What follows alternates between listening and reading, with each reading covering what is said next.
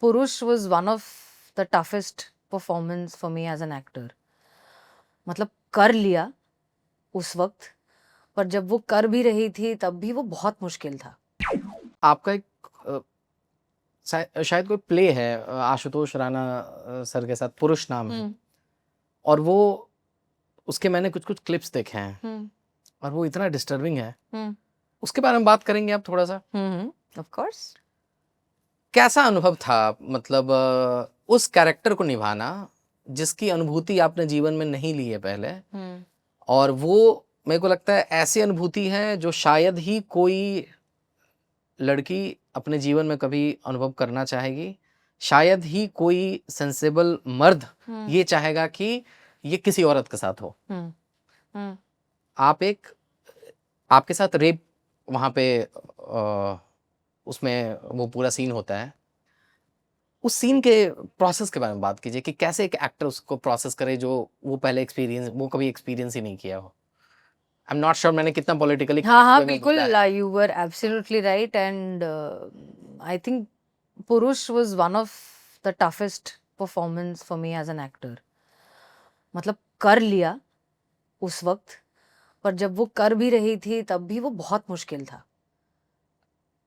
News में देखना कि किसी का रेप हुआ है, किसी के साथ ऐसा हुआ है, वैसा हुआ है, और वो फील करना, सिंपैथी फील करना is a different thing, but actually playing a character जिसके साथ ऐसा हुआ है and being able to empathise with that, वो बहुत मुश्किल है.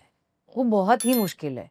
हम एक्टर्स को, हमको क्या सिखाया जाता है कि how do you approach a scene, कि आप अपनी लाइफ के किसी पास्ट एक्सपीरियंस में से आप उसको वो इमोशन उठाएं, वो आप ले आओ. करेक्ट. हाँ. या अगर आपका पास्ट एक्सपीरियंस वैसा नहीं है तो आप इमेजिन करें कि अगर मेरे साथ ऐसा हुआ होता तो मैं क्या करती, या अगर ऐसा ऐसा कैरेक्टर है, इसके साथ अगर ऐसा ऐसा हुआ है तो इसको कैसा फील होना चाहिए.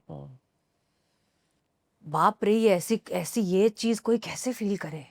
एंड बीइंग अ वुमन, मतलब वो मेरे लिए सोचना ही बहुत मुश्किल था. And I remember Ashutosh sir was very helpful.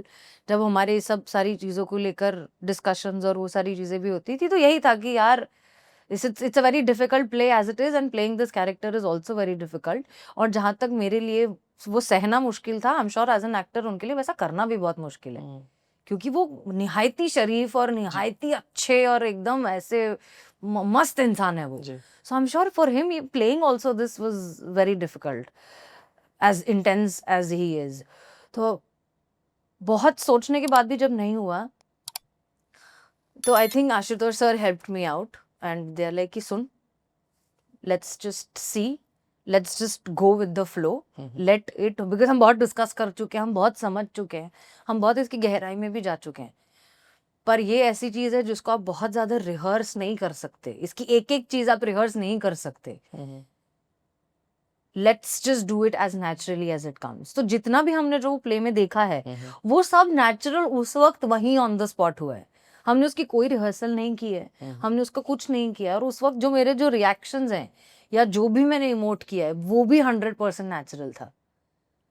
और वो इनफैक्ट वो सीन शूट करने के बाद I had to take a little time for myself, because मैं थोड़ी सी उस जोन में चली गई थी कि भाई ये मैं एक्टिंग कर रही हूँ, ये बहुत सारी लड़कियों के साथ सच में हुआ है.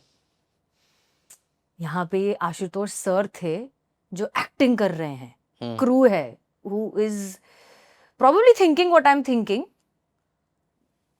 but this has actually happened to people. और आप और हम कितना ही डिस्कस कर ले, हम वो नहीं समझ पाएंगे.